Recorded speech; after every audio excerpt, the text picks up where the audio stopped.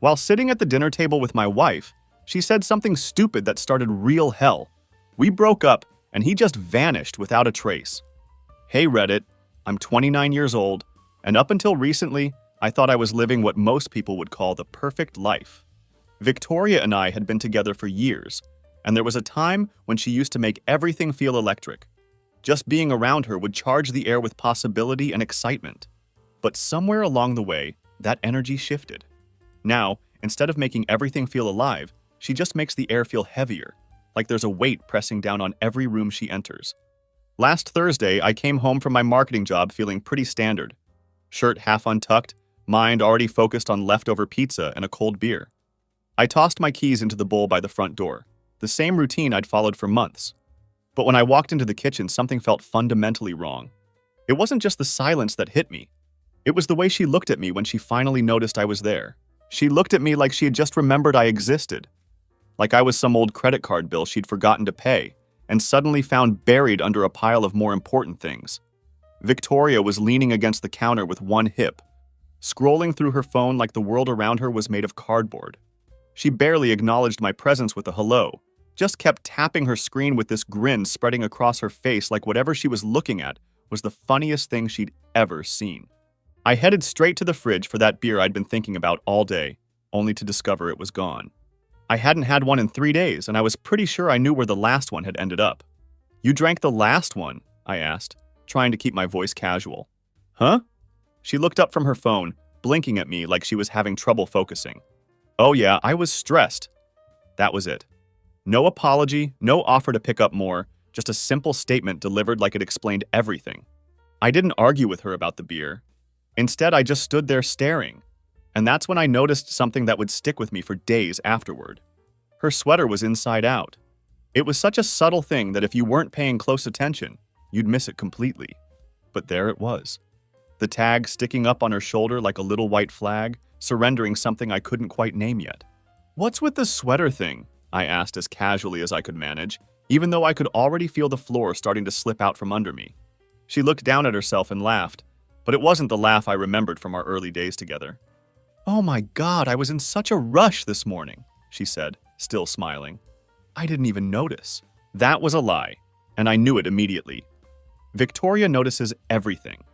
This is a woman who once pointed out that I was wearing mismatched navy socks under dim restaurant lighting. She doesn't miss details like an inside-out sweater, especially not one she's been wearing all day. I stood there for another moment, processing what I'd just witnessed, then turned and walked to the living room. I sat down on the couch, trying to make sense of the unease that was settling in my chest like a stone. That's when my phone buzzed with a text message from a blocked number. One sentence that would change absolutely everything. "Ask her about the motel off Highway 27, room 204. I didn't move for a full minute after reading that message. I just sat there staring at the words on my screen, blinking once, then twice, feeling everything in my stomach start to curdle like spoiled milk.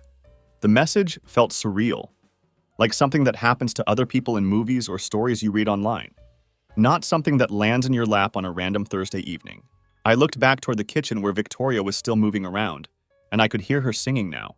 She was making tea like absolutely nothing had happened, like the world hadn't just shifted on its axis. Something ancient and bitter clawed its way up my throat as I listened to her casual humming. The normalcy of it felt almost insulting. I opened the front-facing camera on my phone and looked at myself. My face didn't look like mine anymore. There was something hollow in my eyes, something that hadn't been there an hour earlier. I looked like a man who had just received terrible news and was still processing whether or not to believe it. Getting up from the couch, I walked back to the kitchen and leaned against the doorway, watching her for a moment. She seemed so comfortable, so at ease, completely unaware that anything had changed. "Hey," I said, keeping my voice completely flat and emotionless.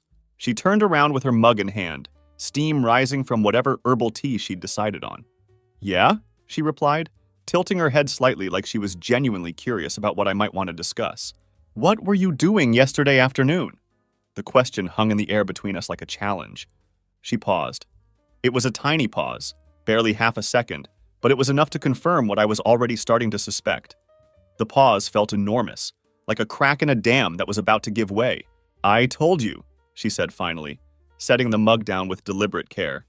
I stayed late for that quarterly review meeting. Remember? Her voice was smooth and polished, like a coat of fresh paint over a cracked wall. Another lie. I could feel it in my bones, the way you can sense a storm coming before the first drops of rainfall. But instead of calling her out, I just nodded slowly. Right. Quarterly review meeting. I went upstairs after that, and she didn't follow me. She didn't ask why I was being quiet or if something was wrong. That was new too. The old Victoria would have been right behind me, wanting to know what was bothering me, insisting on talking through whatever was on my mind. I sat on the edge of our bed with my phone in hand and typed back to the blocked number. Who is this?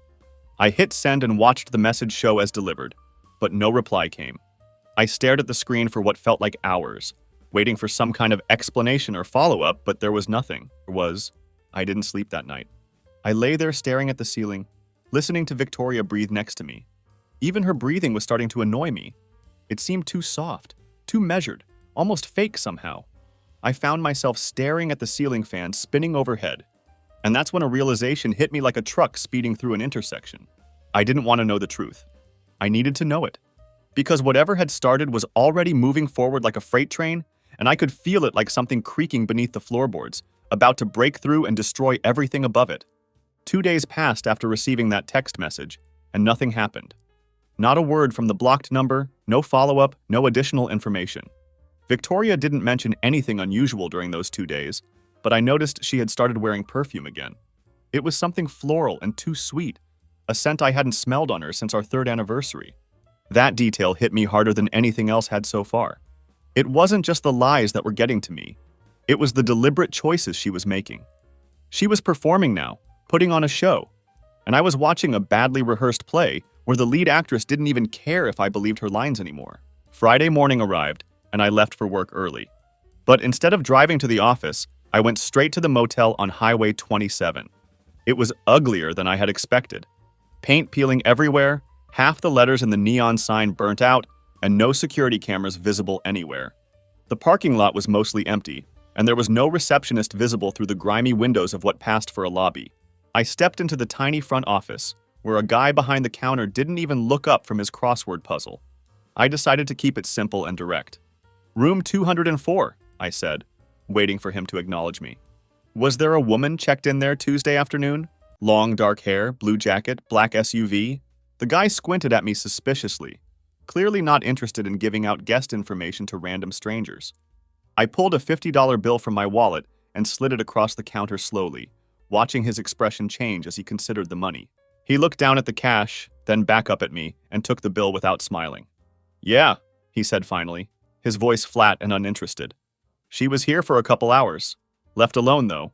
Alone. That was the word that stuck with me as I walked back out to the parking lot. It could mean absolutely anything or nothing at all, but something about the way he said it made my skin crawl. As I was walking back to my car, trying to process what the desk clerk had just told me, a silver minivan pulled into the parking space right beside mine. I watched as a guy stepped out, tall, wearing sunglasses despite the overcast sky, dressed in business casual clothes that looked expensive and well-fitted. He didn't notice me standing there, which gave me a clear view of his face when he removed his sunglasses. I recognized him immediately. It was Nathan from Victoria's work. I'd met him a few times at company parties and holiday gatherings. He seemed like a decent enough guy during those brief interactions. Polite, professional, the kind of person who makes small talk about the weather and asks how your weekend was. But he wasn't heading to the lobby like a normal guest would. Instead, he walked straight around the building like he knew exactly where he was going. I followed at what I hoped was a safe distance, my heart hammering in my chest as I tried to process what I was witnessing. He went up the exterior stairs without hesitation and knocked on the door to room 204. The door opened immediately, like someone had been waiting right behind it. And there was Victoria standing in the doorway. She wasn't wearing the blue jacket the desk clerk had mentioned. She wasn't wearing the floral perfume I'd been smelling at home. In fact, she wasn't wearing anything except a white towel wrapped around her body and a smile that I had never seen before. A smile that didn't belong to the woman I had married. She pulled Nathan inside so quickly that the door barely caught the latch properly. The whole interaction lasted maybe 3 seconds, but it felt like I was watching it in slow motion. Every detail burned itself into my memory. The way she grabbed his shirt, the way he didn't hesitate to follow her inside, the casual familiarity of their movements together. I didn't move from my position beside the stairwell. I didn't speak, didn't breathe, didn't do anything except stand there in the shadows, tasting something metallic and bitter on my tongue. My fists were clenched so tight that my nails were breaking the skin on my palms, but I barely noticed the pain. Minutes passed like hours as I stood there, not knowing what to do with what I had just witnessed. Finally, I forced myself to walk back to my car. I didn't cry, didn't scream, didn't punch anything or kick the nearest object. I just got in my car and drove. I took back roads randomly, looping through neighborhoods I didn't recognize, driving without any destination in mind. I ended up parked outside a CVS pharmacy at 1 in the afternoon, with no memory of how I had gotten there. I sat in the parking lot staring through the windshield, thinking about all the times Victoria had said, "I'd never do that to you," when we'd heard stories about other couples breaking up due to infidelity. I thought about all the times she had made fun of people who cheated, all those righteous conversations we'd had about trust and loyalty. She would always shake her head with disgust when we'd hear about someone's affair, saying things like, "I just don't understand how people can lie like that," or, "If you're not happy, just leave. Don't sneak around behind someone's back." When I finally got home later that day, Victoria was already there waiting for me. Her hair was still damp from whatever she had been doing, and she was wearing that floral perfume again. The scent hit me like a physical slap across the face. Too sweet, too deliberate, too much like a costume she was putting on. She kissed me when I walked through the door, the same quick peck on the lips that had become our routine. "Long day," she said casually, like we were discussing the weather. I nodded back at her, not trusting my voice to sound normal. "Same here," I managed to say. "We should get Chinese takeout tonight," she suggested, giving me that warm smile that I used to find so comforting. "I don't feel like cooking, and you look exhausted." I smiled back at her, and in that moment, I knew I wasn't going to say anything yet. Not today, anyway. I needed time to process what I had discovered, but more importantly, I needed time to plan my next move. Because I wasn't going to let her walk away from this situation with a smile on her face, pretending like nothing had happened. The next morning, I decided to start my own little game. Victoria was in the kitchen when I came downstairs, and there were 2 cups of coffee on the counter like always. Mine with a splash of almond milk, hers black and sweet the way she'd always preferred it. But what she didn't see was that I was watching her carefully now, paying attention to details I had been missing for months. She was smiling at her phone again, but this time I noticed she wasn't scrolling or typing. She was just smiling at whatever was displayed on the screen, like she was looking at a photo or rereading a message that made her happy. When she finally noticed me standing there watching her, she jolted slightly and quickly flipped the screen face down on the counter. "Morning, babe," she said, but her voice came out too quickly, too bright. "I didn't hear you coming down the stairs." I kissed her cheek like nothing was wrong, just like every other morning for the past few years. I didn't say a word about the phone, didn't ask what she had been looking at, didn't push for any explanations. I wanted her to feel safe and relaxed. I wanted her to think she was still getting away with everything, because that would make what came next so much more effective. That afternoon, I called a locksmith. The guy who showed up was quiet and efficient, exactly the kind of professional who doesn't ask unnecessary questions about why someone needs their locks changed. I had him change the garage door code, replace the front door locks, and basically secure everything that mattered in the house. When he asked about the reason for the changes, I told him it was a surprise anniversary present for my wife. He smiled at me like he didn't believe that explanation for a second, but he kept his mouth shut professionally. I slipped him an extra $20 to make sure he would continue keeping it that way. The last thing I needed was some random locksmith mentioning to his next customer that he'd helped some guy lock his wife out of their own house. After the locksmith left, I set up the cameras. I had ordered them online the day before, small, discreet models that could be hidden in plain sight. I placed one inside the living room clock, carefully positioned so it would capture anyone coming through the front door. Another went inside the guest room lamp, tucked behind the shade where it would be invisible unless someone was specifically looking for it. I put a third camera in the bookshelf facing the hallway, camouflaged behind some old textbooks that Victoria never touched. And finally, I placed one in our bedroom, hidden behind a picture frame on the dresser. If she was going to keep bringing lies into our home, I was going to let the truth live there too, recorded and time-stamped for posterity. Saturday morning arrived, and Victoria announced that she was going to the spa with her girlfriends. Normally, she would have asked if I wanted to do something together on the weekend. Maybe suggested we catch a movie or try that new restaurant we'd been talking about. This time, she barely made eye contact with me while she was checking her makeup in the hallway mirror. "You don't mind, do you?" she asked. But it was clear she wasn't really asking for permission. She was just going through the motions of pretending to care about my opinion. "Of course not," I told her, keeping my voice warm and supportive. "You deserve to relax and unwind. You've been working so hard lately." She blew me a kiss and headed out the door, carrying a gym bag that I knew for a fact didn't contain a single towel. There was no robe in there either, nothing that someone would actually need for a spa day. I watched her drive away from the window, waiting until her car disappeared around the corner before I went back inside. I waited exactly 1 hour before pulling up the camera feed on my laptop. I wanted to give her enough time to get to wherever she was really going, and I wanted to see if my suspicions were correct. Sure enough, about an hour and 15 minutes after she'd left, she came back to the house. But she wasn't alone. Nathan was with her, and they didn't even speak as they walked toward our front door. He just wrapped his arm around her waist like he'd done it 100 times before, like it was the most natural thing in the world. She laughed at something he whispered in her ear, a laugh I hadn't heard from her in months. I watched through the camera feed as she unlocked our front door. The same door I'd had rekeyed just the day before, though she didn't know that yet. They kissed in our hallway, right underneath our wedding photo that had been hanging there for 3 years. The camera didn't capture audio clearly enough for me to hear what she whispered to him, but her smile said everything I needed to know. I wasn't watching this from inside the house. I had driven to a coffee shop across town and was monitoring everything remotely through my laptop. I couldn't bring myself to be in the same building while this was happening, but I needed to see it with my own eyes. I needed proof that couldn't be denied or explained away. I didn't go back home until after midnight. When I finally walked through the front door, Victoria was already asleep upstairs. She didn't hear me come in, didn't hear me walk through the living room where she had brought another man just hours earlier. Her high heels were kicked off carelessly near the couch, abandoned like evidence she didn't think anyone would notice. She didn't hear me pick up her phone from the charging station on the kitchen counter. I plugged in the small device I had ordered online earlier that week, a data extractor that could copy everything from a phone in a matter of seconds. Within minutes, I had access to her photos, text messages, location data, call logs, and a hidden folder full of videos that I couldn't bring myself to look at right then. I copied absolutely everything to my laptop, creating a complete digital record of her betrayal. Then I put her phone back exactly where I had found it, making sure the charging cable was positioned at the same angle, ensuring that nothing looked disturbed. I stood there in the dark beside our bed, looking down at the woman I had built a life with. This was the same person who used to send me poetry when we were in college, who once cried because I had forgotten our 8-month anniversary.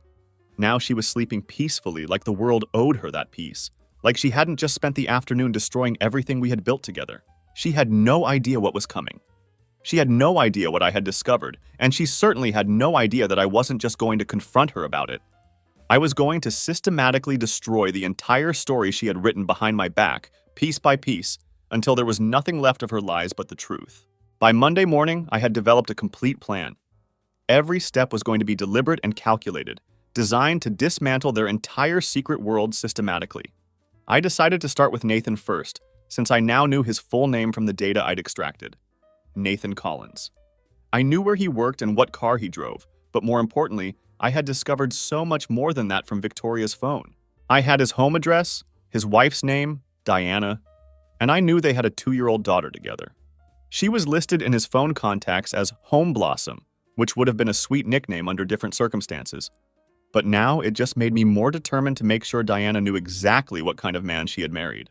I sent Diana an anonymous package through the mail. Inside, there was a burner flash drive containing selected videos and photos from Victoria's phone, along with a simple note written in block letters to avoid any handwriting identification. The note read, "Your husband has been in my house while I was at work. Check the files on this drive. You deserve to know the truth." That package represented the first crack in their foundation. I didn't stick around to watch it break apart. That would come later, and I wanted to be far away when the initial explosion happened. I needed Nathan to be completely off balance before I made my next move. That night, Victoria came home late again. Her hair was slightly damp like she had just stepped out of a shower, and she was wearing the same necklace I had given her for our 4th anniversary. The irony wasn't lost on me. She never wore that necklace anymore, not unless she was feeling guilty about something and wanted to seem sentimental about our relationship. It was a decoy move, and I could see right through it. She was dressing herself in our memories, trying to weaponize nostalgia against me in case I started asking difficult questions. The necklace was supposed to remind me of better times, supposed to make me feel guilty for doubting her. "Sorry I'm late," she said, not even looking up from her purse as she searched for something. "Car trouble on the highway." I looked out the front window. There had been no rain, no wind, no storm. The weather had been perfectly clear all day, with no reason for her to have any kind of car trouble. But there she was anyway, slipping off her shoes like nothing mattered, delivering another lie as casually as someone might comment on the temperature. "Need me to take a look at it?" I asked, keeping my voice casual and helpful, like the concerned boyfriend I was supposed to be. She hesitated for just a moment, another tiny pause that spoke volumes. "It's fine now, just a sensor malfunction," she said finally. "You know how temperamental that car can be." Another lie, delivered smooth and practiced, like she'd been rehearsing it during the drive home. She went upstairs to shower, and I waited exactly 5 minutes before opening my laptop and pulling up the camera feeds. I checked the motion alert notifications that had been sent to my phone throughout the day. Sure enough, the guest room that used to be my home office had been occupied again today. According to the timestamp, Nathan had been there for a full 45 minutes. Then, they had left the house separately, like they hadn't just spent the better part of an hour desecrating every promise she had ever made to me. I copied the video clip to a fresh flash drive and labeled it with today's date. That footage was going straight to my lawyer, along with everything else I had been collecting. Not yet, but very soon. I wanted to have an overwhelming amount of evidence before I made any official moves. I spent the rest of that week gathering more evidence, building an airtight case that would be impossible for her to deny or explain away. I pulled our joint bank statements from our online account and found all the charges she had tried to hide. The boutique hotel 3 towns over, the fancy steakhouse I had never been to, Uber rides from a city she had never mentioned visiting. Every piece of evidence became another stitch in the net I was weaving around her. Through it all, I maintained my normal routine perfectly. I made dinner every night like nothing had changed, folded laundry on Sunday like always, and even smiled when she asked me to help plan our summer vacation. She wanted to go to the mountains this year. "Secluded," she said with fake enthusiasm. "Peaceful and relaxing." What she really meant was easier to sneak away from me. Easier to coordinate secret meetups without being seen by anyone we might know. When I checked her phone later, I discovered she had already secretly booked 2 solo hiking trips that she hadn't mentioned to me. I let her think I was still playing the fool. I let her believe she was still in control of the situation, still successfully managing her double life. But inside, I was counting down the days until I could watch her entire world collapse. Friday arrived like a thunderbolt. Victoria got a phone call while I was in the kitchen, and while I couldn't hear the voice on the other end of the line, her response made every hair on the back of my neck stand up. "No. What? Wait. How did she get that information?" Her voice dropped to a panicked whisper that she thought I couldn't hear from the next room. "Okay, calm down right now. I'll handle this situation. Just don't say anything until I figure it out." She ended the call and stood frozen for about 3 seconds, processing whatever bomb had just been dropped on her. Then she looked directly at me, and I made sure to smile at her warmly, like the oblivious husband she thought I was. I swear to God, she looked terrified for a moment. I could see genuine fear flash across her face before she managed to get control of herself. The fear disappeared quickly, too quickly for it to be a natural recovery. It slipped off her face like a dropped mask, immediately replaced by that warm, disarming smile that I used to fall for every single time. But this time, I could see it for exactly what it really was. A cover, a performance, a carefully constructed lie designed to keep me in the dark. "Hey babe," she said, walking over to the fridge with that forced casualness that was becoming her trademark. "Do we still have that Riesling from the top shelf?" "Top shelf," I replied, keeping my voice completely calm and controlled, like we were discussing something as mundane as the weather forecast. She poured herself a large glass of wine, much larger than her usual portion, and I noticed that her hands were shaking slightly as she handled the bottle, like her hands weren't quite steady enough to maintain the performance she was putting on for my benefit. I didn't push her about the phone call, didn't ask who had been on the other end or what kind of information they had been discussing. I let her have the silence she thought she needed. Let her think I hadn't heard her whisper someone's name under her breath before the call ended. A name that sounded suspiciously like Nathan. She drank the wine too fast, downing half the glass in one gulp, like she was trying to calm her nerves or wash away whatever panic was building in her chest. Then she came to sit beside me on the couch, arranging herself like absolutely nothing was wrong with the world. Rough day at the office? I asked casually, giving her an opening to tell me the truth if she wanted to take it. She nodded quickly, too quickly for it to seem natural. Just work politics and people being difficult, she said. You know how it is. She couldn't even lie with creativity anymore. That's how I knew she was completely off balance, scrambling to maintain control of a situation that was rapidly spiraling away from her. The woman who used to craft elaborate stories about surprise work meetings and last-minute client emergencies was now defaulting to generic, meaningless explanations. After she went to bed early, claiming she had a migraine, I stayed up late watching the camera feed from that evening. There it was again, clear as day. Victoria in the hallway, barefoot and pacing like a caged animal. She was on the phone again, whispering frantically to someone, and this time the audio quality was just good enough for me to catch fragments of the conversation. She must have gone through your phone somehow, Nathan, I heard her say. No, I don't know how she got your home address. There was a pause while she listened to whatever Nathan was saying on the other end. Just listen to me carefully. We need to shut this down completely. No more house visits ever. No more texting at all. No more anything until we figure this mess out. I didn't need to hear any more than that. She was trying to contain the damage now, trying to salvage the twisted little empire she had built out of lies and betrayal. But it was already burning down around her, and she was too panicked to realize that the fire had been set deliberately. The next morning, I decided it was time to make my next move. I packed a bag, not because I was leaving permanently, but because I wanted her to think I was. I needed her to believe that I was running away from our problems, not systematically destroying her from within. I sat her down at the kitchen table, keeping my expression calm, serious, and completely detached. I need some time away, I told her. Alone, just to clear my head and think about things. Her eyes widened immediately, but not with sadness or surprise. I could see her mind calculating what this meant for her situation, what opportunities my absence might create. Is this about us? She asked, and her voice took on that soft, breathy quality that she used when she wanted to seem vulnerable. It was weaponized vulnerability, and I wasn't falling for it anymore. No, this is about me, I replied without even blinking. She didn't argue with my decision to leave. She didn't cry or beg me to stay, didn't ask if we could work through whatever was bothering me. She just nodded, like she understood something deeper than what I was telling her. She thought I was running away from the problem, giving her space to figure out how to clean up the mess that was threatening to expose her. I left the house that same afternoon and checked into a hotel downtown under a fake name. I spent the entire evening organizing footage, compiling evidence, and creating detailed timelines with locations and dates. I printed out the clearest still photographs and wrote detailed notes, labeling folders like I was preparing for a legal case, which, in a way, I was. That night, I called a divorce attorney whose name I had found through an online search. He answered after exactly 2 rings, and I didn't even hesitate when the time came to say Victoria's name out loud in the context of infidelity and divorce proceedings. Do you have concrete proof of the affair? He asked, getting straight to the business at hand.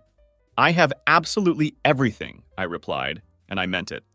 I had video evidence, financial records, location data, and a digital trail that painted a complete picture of her betrayal. Then I made my next strategic move.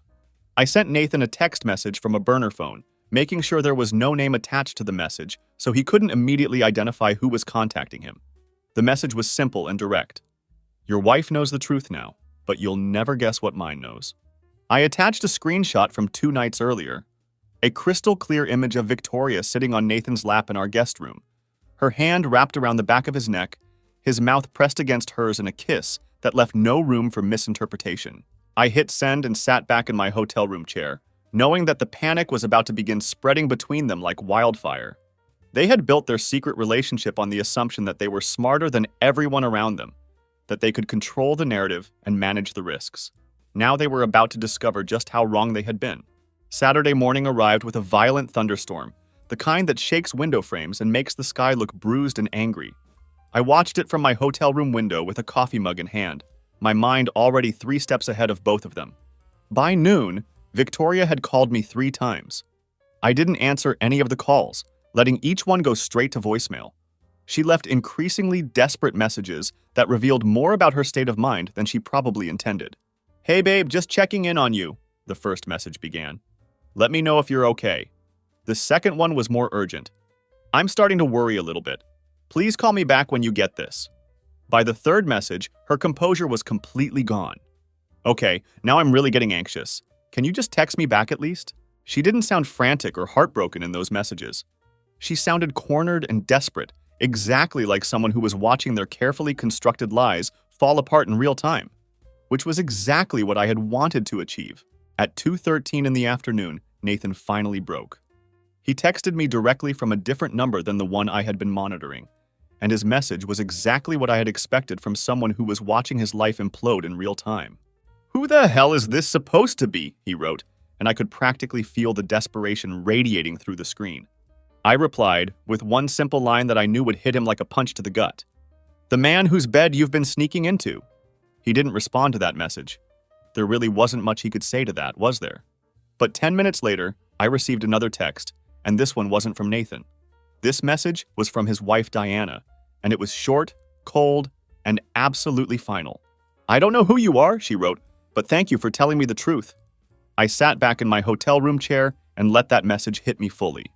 Not because I felt good about destroying someone else's marriage, but because it meant that the foundation Nathan and Victoria had built their affair on was cracking apart. What they had constructed together in secret wasn't going to disappear into shadows anymore. Their betrayal had faces now, names, screenshots, and real consequences for real people. That evening, I decided it was time to return home. Victoria was in the kitchen again when I walked through the front door, and she had the same playlist running on the Bluetooth speaker that she always used when she was trying to seem relaxed and normal. There was the smell of something burnt lingering in the air, like she had tried to cook dinner and gotten distracted by more important concerns. She looked up at me with red, puffy eyes, but I noticed there were no actual tears on her cheeks. The redness looked more like the result of rubbing her eyes repeatedly rather than genuine crying. "Where were you all day?" she asked, and her voice was completely flat and accusatory, like I was the one who owed her an explanation for my whereabouts. "I told you already. I needed space," I replied, keeping my tone even and matter-of-fact. She opened her mouth like she was going to accuse me of something, but then stopped herself mid-thought. I could see her switching strategies in real time, trying a completely different approach to get what she wanted from this conversation. "Look, I've been thinking about us," she said, pulling out a chair and sitting down at the kitchen table. "Maybe we should take a real break, like an actual separation. Reevaluate what we both want from this relationship." There it was, finally. The slow dissolve and her carefully planned way out of our marriage. She thought I would agree quietly, that I would take whatever scraps of dignity she had left me, and just disappear from her life without making things complicated.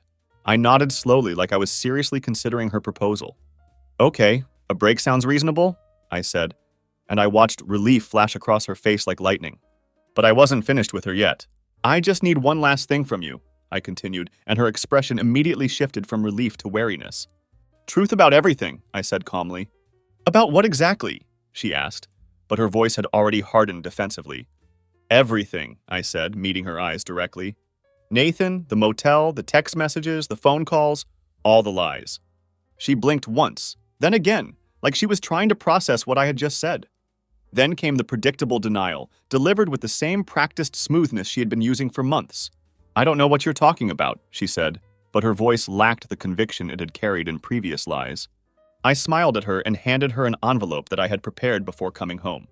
Inside were still photographs printed from the camera footage, time-stamped, crystal clear, and completely undeniable evidence of everything she had been doing behind my back. Her hands shook as she flipped through them, and the silence that stretched between each page was louder than any screaming could ever be. I watched her face change as she realized that her secret world had been completely exposed, that every lie she had told had been captured and documented. Then she did something I hadn't expected. She laughed. Not because anything was funny, but because she was completely panicked and had no idea how to respond to being caught so thoroughly. "You were spying on me," she said, and her voice rose with fake outrage. "That's sick and insane. Do you know that? You need serious help." I looked at her calmly and asked, "Did I Photoshop these images? Did I fake the motel registry somehow? Did I write your text messages to him?" She stood up so fast that her chair screeched backward across the kitchen floor. "You think this makes you the victim?" she hissed. "You want everyone to feel sorry for poor betrayed husband while you were busy planting cameras like a goddamn creep?" "You lied to me," I said evenly, not raising my voice or matching her anger. "Every single day for months. That ends right now." She didn't have any response to that statement. She just stormed upstairs, muttering curses under her breath that I could hear echoing down the hallway. I didn't follow her up there.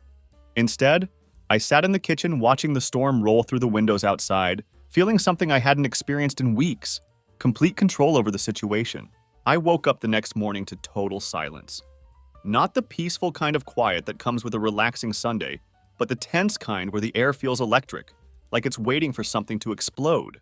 Victoria was already downstairs, and I could hear the quiet clatter of dishes as she tried to move through the house like the previous night had never happened, like nothing had fundamentally changed between us. When I came into the kitchen, she didn't look up from the sink where she was rinsing a coffee mug with unnecessary aggression. "I'm going out for a bit," she said, "getting some fresh air and space." I leaned against the doorway casually and asked, "Where are you going exactly?" She shrugged without turning around to face me. "Don't worry, I'll text you this time." It was a pathetic dig at me for tracking her movements, but I didn't even bother responding to it. She dried her hands roughly with a dish towel, grabbed her keys from the counter, and left the house without any goodbye. No hug, no kiss, no acknowledgement that we had just had a massive confrontation the night before. Just the sharp click of the door closing behind her. I waited exactly 2 minutes after she left, then opened my laptop on the kitchen table. I wasn't even being subtle about monitoring her anymore. There was no point in pretending I wasn't tracking every move she made. I checked the camera feeds quickly to make sure she was really gone, then pulled up her GPS tracking that I had installed on her phone weeks earlier. I watched the blinking red dot on the screen move across the city map toward Nathan's neighborhood. She wasn't heading out for a peaceful walk to clear her head. She was running straight back to Nathan, probably to figure out how they were going to handle the disaster that their secret relationship had become. But this time, the joke was on both of them. I had already met with my lawyer the day before, and the folder I handed over to him contained everything any court would need to see. Dates, video proof, witness statements from Diana, who had been incredibly cooperative once she learned the truth about her husband, and a complete financial trail showing how Victoria had used our joint funds for their secret hotel getaways. We were filing the divorce under marital misconduct and infidelity, which meant I was taking the house in the settlement. I was also freezing all our joint accounts to prevent her from draining them before the legal proceedings were finalized. Most importantly, I was filing first, which gave me a significant advantage in how the narrative would be presented to the court. By the time Victoria arrived at Nathan's apartment that Sunday afternoon, my lawyer had already submitted the initial paperwork to begin the divorce proceedings. And from what Diana had told me during our phone conversation the night before, Nathan wasn't even answering his door anymore. He had been sleeping on a friend's couch since Friday when Diana confronted him with the evidence I had provided. His own divorce proceedings were already in motion, and there was going to be a custody battle for their 2-year-old daughter. Nathan and Victoria were both about to discover what betrayal really tastes like when it turns to ash in your mouth and there's nowhere left to run. Victoria texted me from her car around noon with a message that was clearly meant to sound authoritative. "We need to talk seriously right now." I waited exactly 10 minutes before responding, just to let her know that I was no longer operating on her timeline. "I already talked with my lawyer about everything," I wrote back. She didn't respond to that message for several hours. I could picture her sitting in her car outside Nathan's building, staring at her phone and realizing that the situation had moved far beyond anything she could control or manipulate. When she finally came back to the house that night, she looked smaller somehow, like someone had pulled all the scaffolding out from under her carefully constructed facade. She sat across from me in the living room and didn't speak for a long time, just looked at me with hollow eyes that seemed to be seeing me clearly for the first time in months. "I didn't want it to be like this," she finally said, and her voice was barely above a whisper. I tilted my head slightly, genuinely curious about her answer. "You wanted it to be what exactly?" She swallowed hard before answering, like the words were difficult to get out. "I didn't mean to fall for him." That was the first time she had admitted the affair out loud. No lies, no dodges, no fake tears or manufactured excuses. Just the raw, ugly truth of what she had done to our relationship. "Then you should have had the guts to leave me before you started crawling into his bed," I said.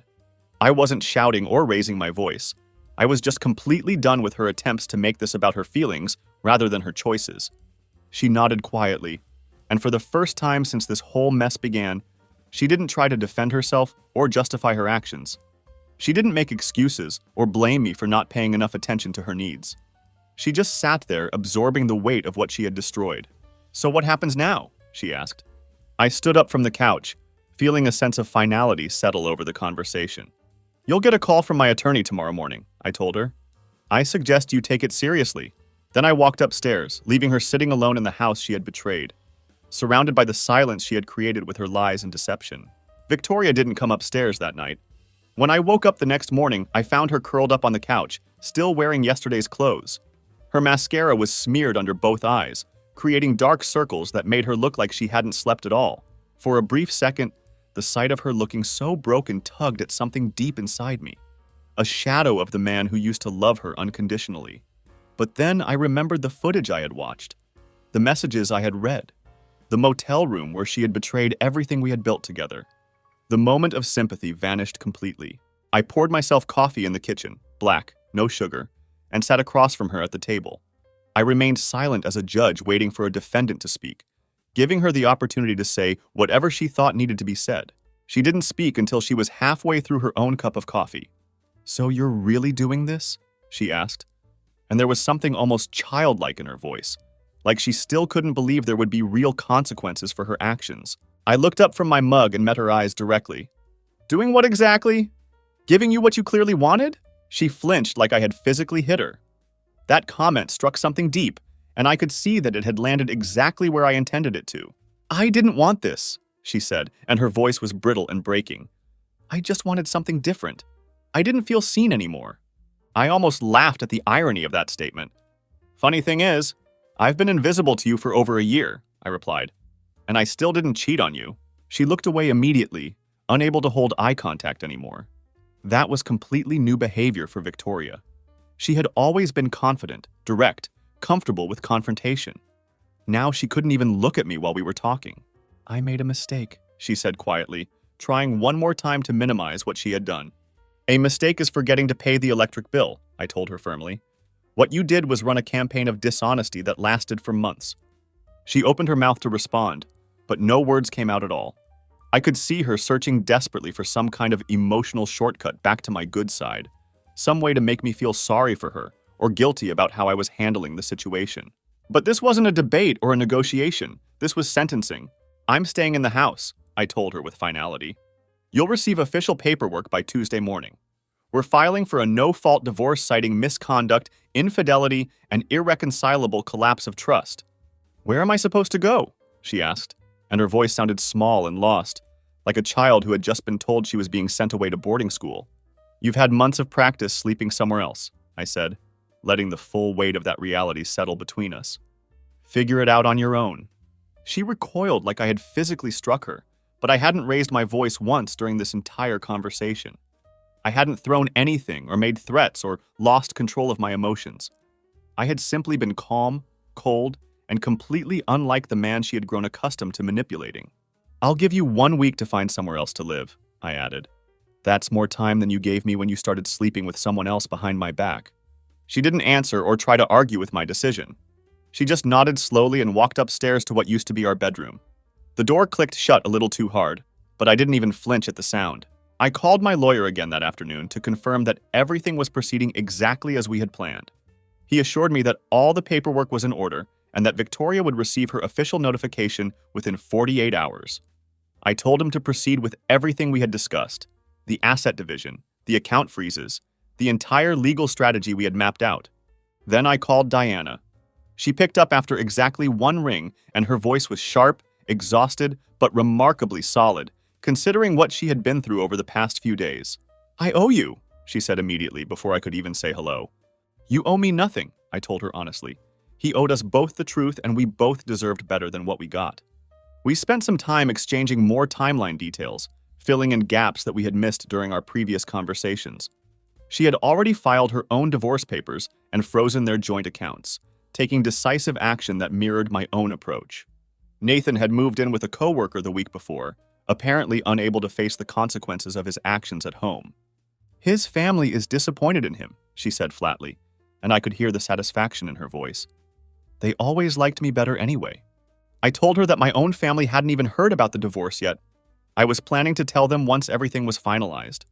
Then Diana said something that stopped me cold and made my jaw tighten involuntarily. "He told me last month that he had been thinking about proposing to her," she said, and I could hear her voice getting harder as she spoke. "He bought a ring. I found the receipt in his email account 2 weeks ago." For a moment, the entire hotel room seemed to blur around me. Rage and disbelief rose in my throat like bile as I processed what she had just told me. They hadn't just been having an affair. They had been planning a future together.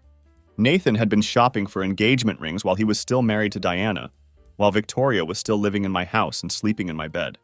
I whispered into the phone, barely able to get the words out. She didn't just cheat on me, she replaced me. Diana didn't answer right away, and she didn't need to. We both understood exactly what that meant. This wasn't just about physical betrayal or emotional infidelity. Victoria had been building an entirely new life behind my back, complete with wedding plans and a timeline for when she was going to discard me completely. That night, I decided to box up everything that connected us as a couple.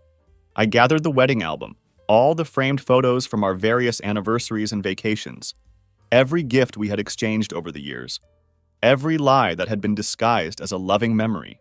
I left the box outside her bedroom door with a simple note taped to the top.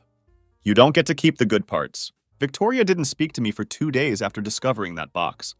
I would walk past her in the hallway and hear the soft shuffle of her bare feet on the hardwood floors, the quiet sound of doors closing when she thought I wasn't looking. The air between us had turned sharp, sliced clean through with unspoken things. Regret, shame, or maybe just the weight of being completely found out. I didn't care which emotion she was experiencing. I was too busy preparing for the fallout that would come when our families and friends learned what had really happened to our supposedly perfect relationship. My lawyer emailed me the finalized documents, and I felt a strange sense of relief when I saw everything stamped, signed, and processed officially. Victoria's betrayal wasn't just digital evidence anymore. It was paper now, ink and legal record, a permanent piece of history that couldn't be deleted or explained away. Then came the part I had been both dreading and craving, telling our families about everything that had happened. I decided to call my sister Rebecca first, since she had always liked Victoria and used to say we were that couple, the ones that made people believe in lasting love and happy endings. I told Rebecca absolutely everything. The motel, the cameras, the evidence, Nathan's engagement ring shopping, every devastating detail of Victoria's betrayal. The silence on the other end of the phone stretched for nearly a full minute while my sister processed what I had just shared with her. "Are you absolutely sure about all of this?" she asked finally, and I could hear the disbelief in her voice. "I have video evidence," I said. Text messages, multiple hotel receipts, her voice recorded on camera telling Nathan she wanted to keep doing it as long as possible. There was more silence on the line, and then Rebecca whispered, "I'm so sorry. I never would have imagined she was capable of something like this." I nodded even though she couldn't see me.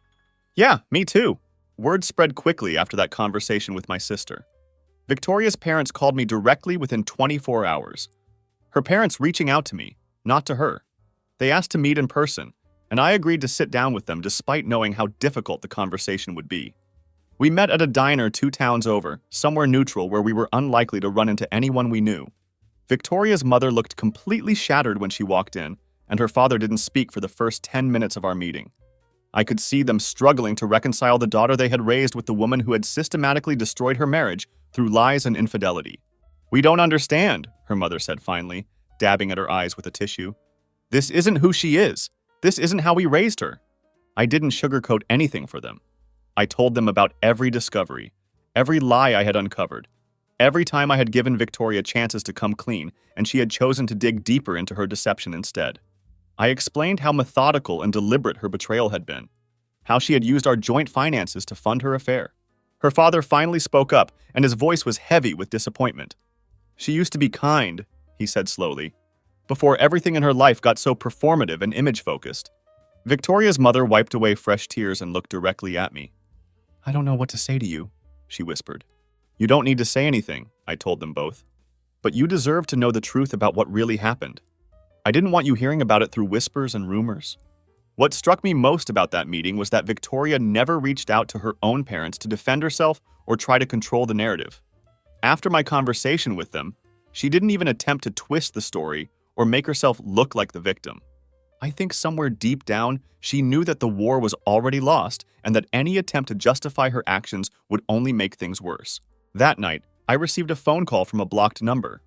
I almost didn't answer it, but something made me pick up after the 3rd ring.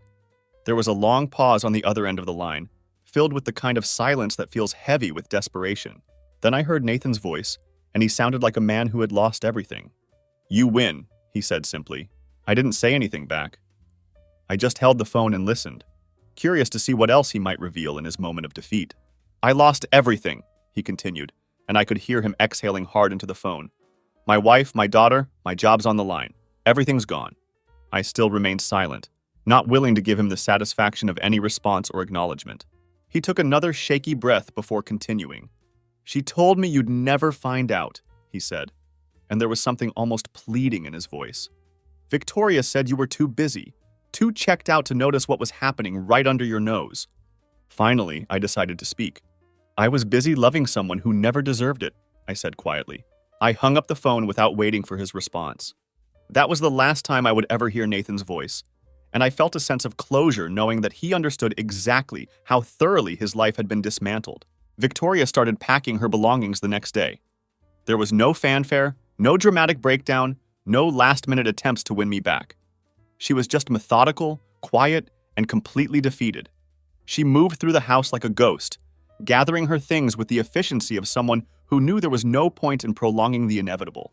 She left 3 framed photographs on the mantel, all pictures of us together from happier times, all representing lies that I could no longer stand to look at. After she finished packing and left the house, I took those frames and smashed them in the backyard, watching the glass scatter across the concrete like fragments of the life we used to share. Victoria left on a Thursday morning. There was no goodbye, no drawn-out apology, no last-second tears begging me to reconsider what I was doing. I watched from the window as she loaded her car, just a duffel bag over her shoulder and a car trunk that slammed shut with a finality that echoed through the quiet neighborhood. I stood at the living room window watching her taillights fade into the morning fog, and I felt absolutely nothing.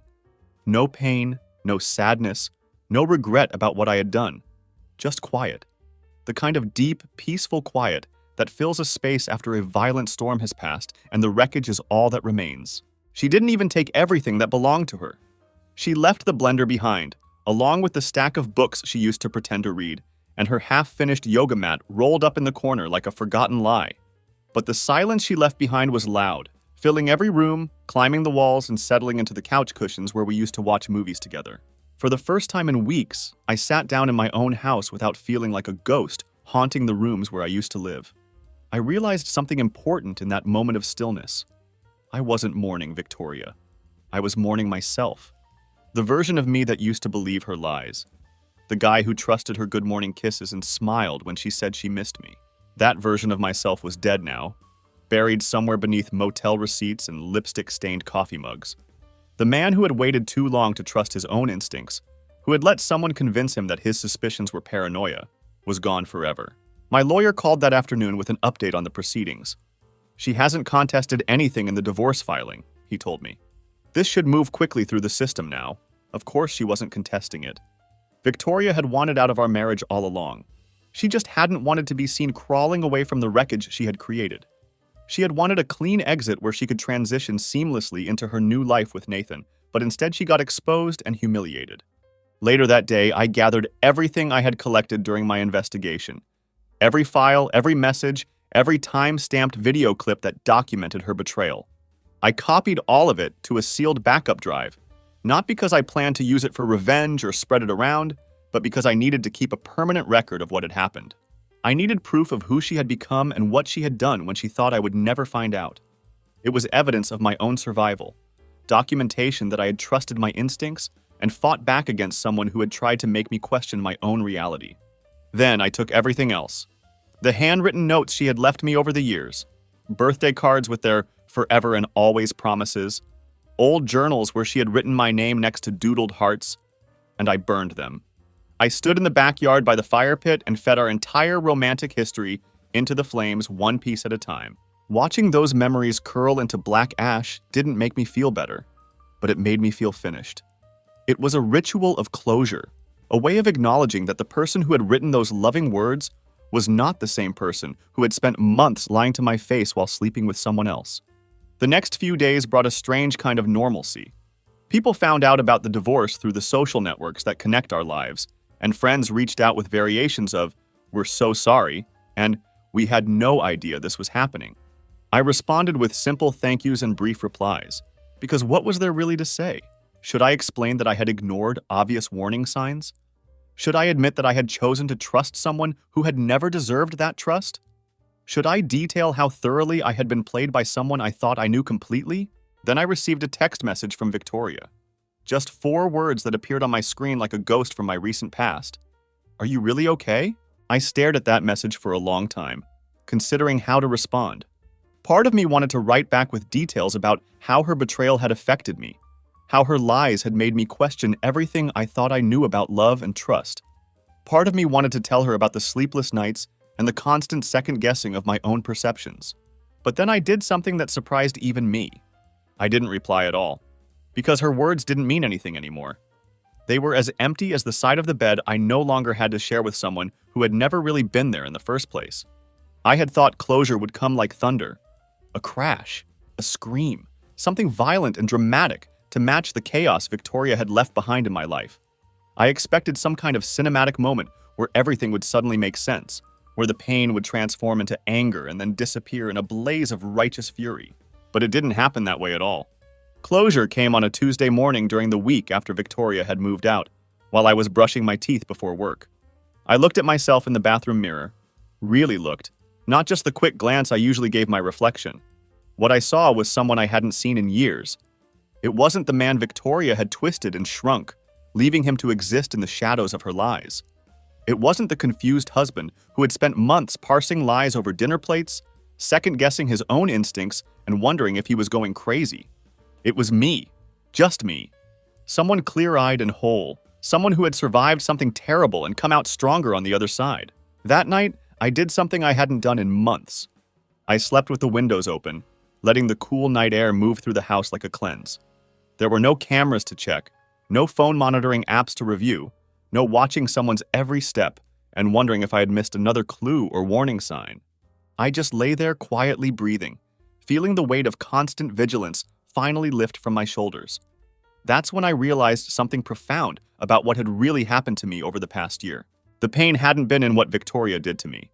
The real damage was in what I had allowed myself to believe about my own perceptions and instincts. Victoria hadn't broken me overnight with one devastating betrayal. She had done it incrementally, with little lies, dismissive glances, and those "you're overthinking it" phrases that gradually stripped layers off my confidence until I barely recognized my own doubt as legitimate intuition. She had made me question myself at every turn, and that was the real betrayal. Not the affair with Nathan, not the motel rooms or the secret text messages, but the systematic way she had convinced me that my growing suspicions were signs of paranoia rather than accurate readings of reality. Nathan's wife Diana emailed me about a week later. It wasn't for drama or to rehash the details of what our spouses had done. It was simply for closure, a way to tie up the loose ends of this shared experience. "I hope whatever they destroyed for their little fantasy was worth it," she wrote. I'm guessing it wasn't. I replied back with just 3 words. "It never is." Diana told me that she had found a new apartment and started therapy sessions to work through the betrayal and the upcoming custody battle. Her daughter was adjusting well to the new living situation, and Nathan had been trying to crawl back into their lives, claiming he had made a terrible mistake. "But the door is closed permanently," she wrote. "For good. He doesn't get to rewrite the ending after what he put us through." That line stuck with me for days afterward. He doesn't get to rewrite the ending. Neither did Victoria. The story of our relationship was finished, and she didn't get to add chapters where she was the victim or where her betrayal was somehow justified by my supposed shortcomings as a partner. The next day, I decided to visit our old anniversary spot, a small restaurant where we used to go every year to celebrate another year together. This time, I went alone, and I ordered the same wine we used to toast with during happier times. But instead of drinking it in memory of what we used to have, I poured it out onto the sidewalk outside the restaurant. It was a small goodbye ceremony, but not to Victoria. It was a farewell to the man who had waited too long to believe his own gut instincts, who had let someone convince him that love meant accepting lies as truth. I spent that weekend boxing up the very last of Victoria's belongings, the items she had left behind either by accident or because she simply didn't care enough to take them. A silk scarf, a pair of silver earrings, a drawer full of expired cosmetics that she had accumulated over the years. I donated most of it to charity, and the rest went directly into the trash. That was the final ritual, the last purge of her presence from my home and my life. After that weekend, There was nothing left in the house that reminded me of her or the lies we had lived together. It was over. Not just the marriage, but the entire version of my life where I had allowed someone to treat me like I was disposable, where I had accepted breadcrumbs of attention and affection while she was giving the real parts of herself to someone else. I was no longer Victoria's husband. More importantly, I was myself again. The first morning of my new life started like any other day. There was no dramatic soundtrack playing in the background, no cinematic sunrise breaking over the horizon to mark this as a significant moment. Just sunlight streaming through my bedroom window, a gentle breeze coming through the screen, and the familiar hum of a house that was finally peaceful. Victoria was gone. Not just from the physical space we used to share, but from the narrative of my daily life. Her name no longer sat at the top of my mind, like a weight I had to carry around.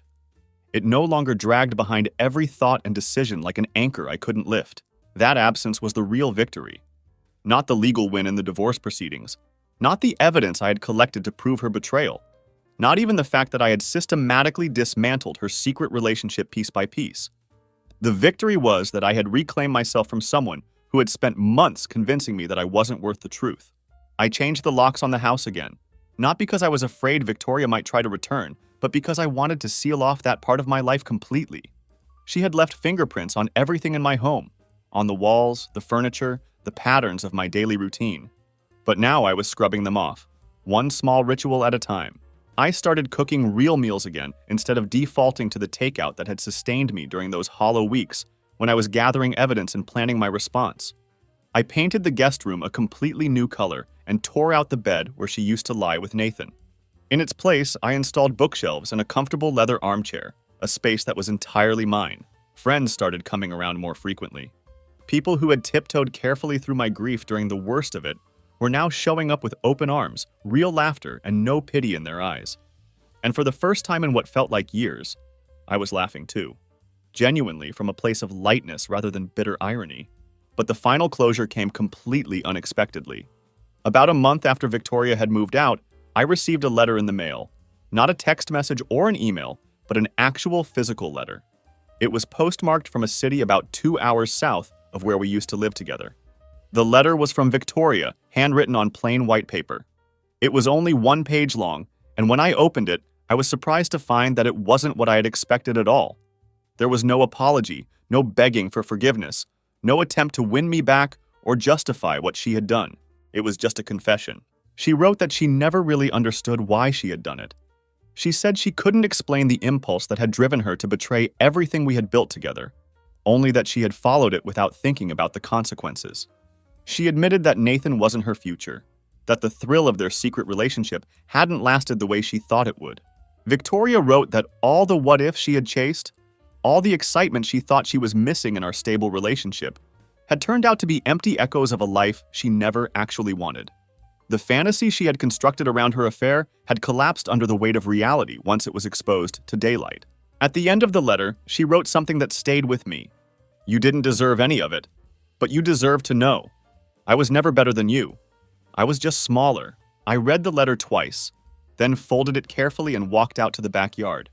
I dropped it into the fire pit and watched it curl, blacken, and vanish into ash. I didn't burn it out of anger or spite. I destroyed it because I was completely finished keeping her words, whether they were lies or truth. Her words had never meant anything when she was saying them to my face during the years we were together. Why should they mean something now that she was gone and trying to make herself feel better about what she had destroyed?